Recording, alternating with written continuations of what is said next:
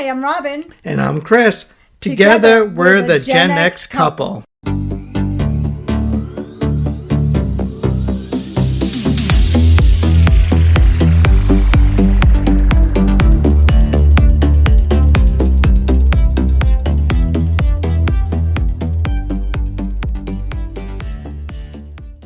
Hey guys. Take two, not my fault. Hello, everyone. I don't know if it's my fault either. You know what it was on the software? I hit the record button and then it didn't record, so I hit it again, but then there was a gap between, like there was empty space before I said, hey guys, so I wanted to redo it. So we technically didn't even start, so I don't know if that counts as take two. It counts.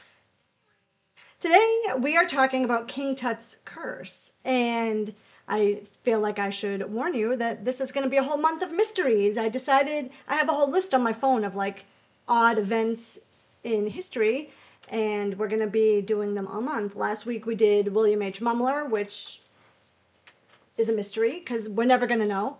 Today we're talking about King Tut's curse, and then next week it'll be a surprise. And then my favorite one I'm saving for the last week of the month, but we'll get to that. But today we're talking about King Tut's curse. And before we even really say the word King Tut's curse, even though I think I've already said it 3 or 4 times, I do want to pause to acknowledge something.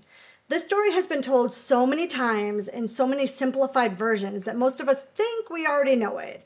You know, tomb opened, people die, ancient curse unleashed, end of story. I think that was actually a movie with Brendan Fraser back in the 90s called The Mummy. It wasn't about King Tut, but that was basically the plot line.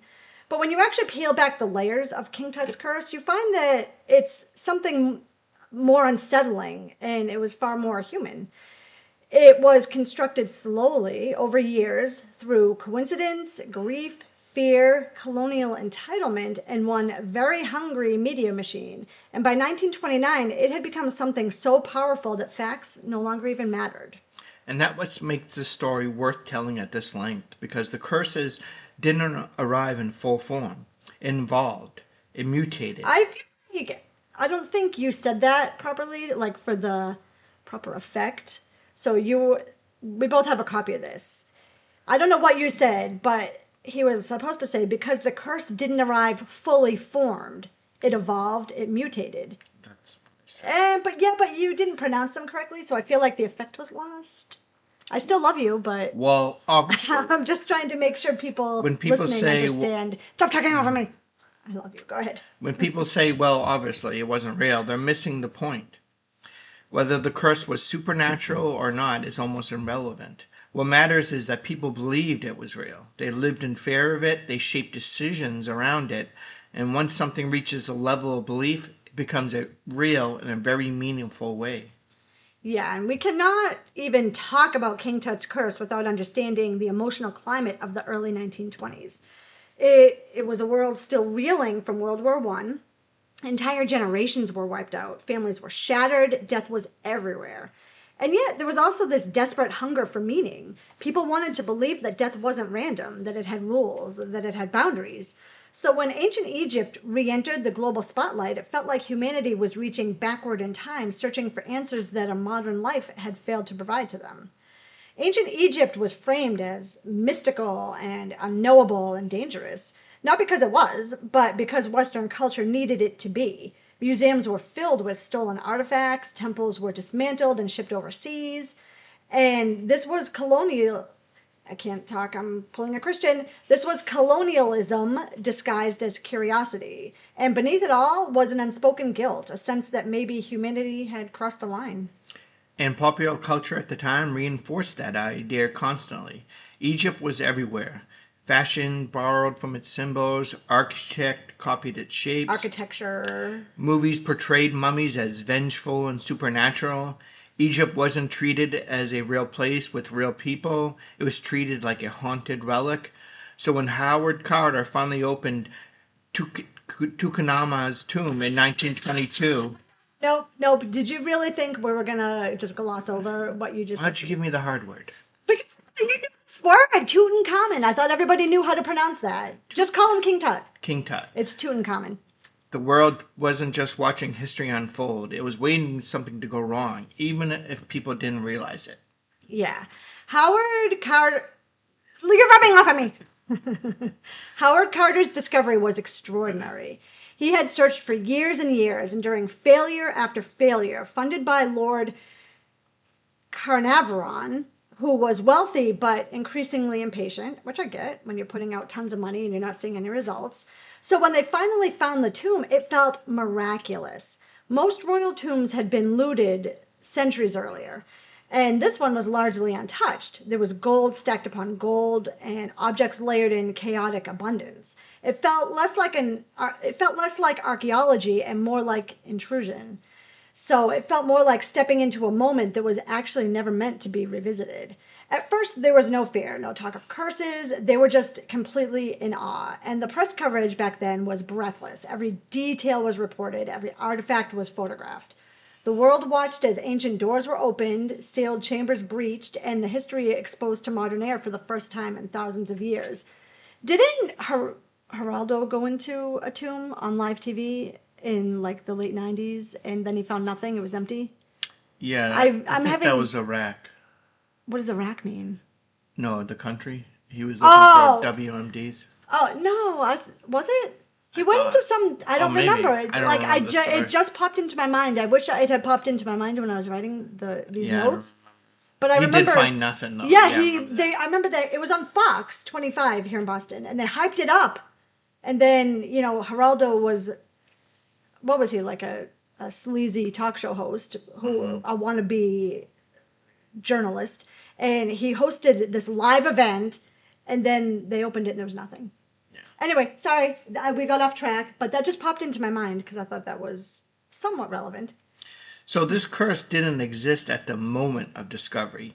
It did not appear when the tomb was opened. It arrived later, which tells us that this wasn't about ancient magic. It was about interpretation, about what people needed the story to become once death entered the picture. The death of Lord Carnarvon in April 1923 is the moment that everything changes. On paper, it's pretty mundane. A mosquito bite becomes infected, blood poisoning follows. In an era without antibiotics, that actually wasn't that unusual. But narratives do not care about medical context. We know this. Carnarvon was the financial backer, the man whose wealth unlocked the tomb. His death felt symbolic, like a price was being paid. And once symbolism enters the story, facts lose their power. Reports emerged that lights in Cairo went out at the exact moment of his death, that his dog back in England howled and died simultaneously, that the mosquito bite matched a womb on Tutankhamun's mummy. None of these claims held up under scrutiny, but they did not need to. They are emotionally perfect. And this is where the media steps fully into the driver's seat. Headlines explode, curse stories sell papers, and soon journalists are no longer asking whether the curse exists. They are asking about who will die next. The shift is everything, because once you frame a story that way, every death becomes evidence, even unrelated ones, especially the unrelated ones. After, I don't know if I'm even pronouncing it right, Carnarvon's death, but that's how we're going to go with it for the rest of the episode. After his death, people began asking about warnings, and suddenly there is one, allegedly. A curse inscription threatening death to anyone who disturbs the king's peace. The problem is simple. It doesn't exist. It was never found in the tomb. Egyptologists repeatedly state this, but the idea is too good to let go. It feels ancient, it feels ominous, it feels earned. But here's the thing. Once a curse exists in the public imagination, it does not need physical proof. It becomes a lens, and every event is viewed through it. Every coincidence becomes confirmation. And then the story starts to grow legs. People begin retroactively assigning meaning to events that happened before the curse was even mentioned.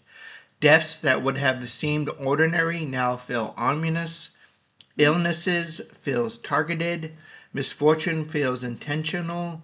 The curse stops being a rumor and starts behaving like a belief system. Yeah, and as the 1920s progress, more deaths are added to the list. A radiologist who examined the mummy dies. A secretary associated with the excavation dies. Visitors, researchers, acquaintances. The connection grows weaker, but the narrative grows stronger. And by the late 1920s, newspapers are keeping tallies. The curse is no longer a theory, it's a statistic.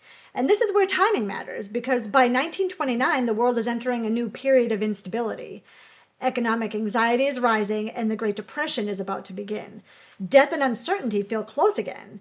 The curse offers structure, and it tells people that death has rules, that it follows boundaries, and that it punishes specific actions. And that is incredibly comforting in a strange way because randomness is terrifying. A curse implies order. It implies that if you behave correctly, you will be safe. And humans cling to that idea, especially when the world feels like it is unraveling. Doctors and scientists attempt to calm the hysteria. They talk about mold spores, they talk about bacteria, fungi that were sealed inside the tomb thousands of years ago. They explain how inhaling these could cause illness, especially in older men. They point out that many people associated with the tomb did actually live long, healthy lives, including Howard Carter himself. But science is no match for a good story. I think a lot of us have witnessed that over the last decade or so. Rational explanations do not erase fear, they do not erase grief, and they certainly do not erase headlines. And there's another uncomfortable truth. Even if science explains how someone died, it cannot explain why that person died. And that gap is where... No, you didn't read the whole sentence and it lost its oomph. What? You left a word off at the end of the sentence. You said even if science explains how someone died, it cannot explain why they died. But you have to say why they died then. Why that person died. Like in timing with the curse. Okay. Goober! And that gap is where superstition lives. The curse fills the gap beautifully. Howard Carter lives until 1939. He's the man who spent the most time in the tomb. He's the one who handled the artifacts daily. He's the one that technically probably should have been the first victim if the curse were actually real. And yet he dies peacefully. And this should end the story, but it doesn't. Because belief adapts. People say he respected the tomb, that he followed rituals, that the curse was selective, that it was delayed, and this is how myths survived. They evolved. Evidence against them becomes part of that explanation. At its core, King Tut's curse was not about ghosts or magic. It was about consequences. It was about guilt, colonial guilt, cultural guilt. It was about the unease of taking things that did not belong to you. The curse became a moral warning, a way for the past to push back against exploitation. And that is why it endures, because it taps into something we struggle with. The question of whether everything that can be uncovered should be uncovered, whether discovery justifies disturbance, whether curiosity excuses harm. So was King Tut's curse real? Not in the way people imagined, but it was real in the way that it shaped behavior, beliefs, and history. By 1929, it was no longer just a rumor, it was a legend. And legends do not need proof, they need meaning. And maybe that is the real reason we still talk about it, because the curse forces us to confront an uncomfortable truth. Sometimes the most dangerous thing we uncover is not what lies in the tomb, but what it reveals about us. Very true. And that's probably the most haunting legacy of all. Yeah, and that's going to do it for today.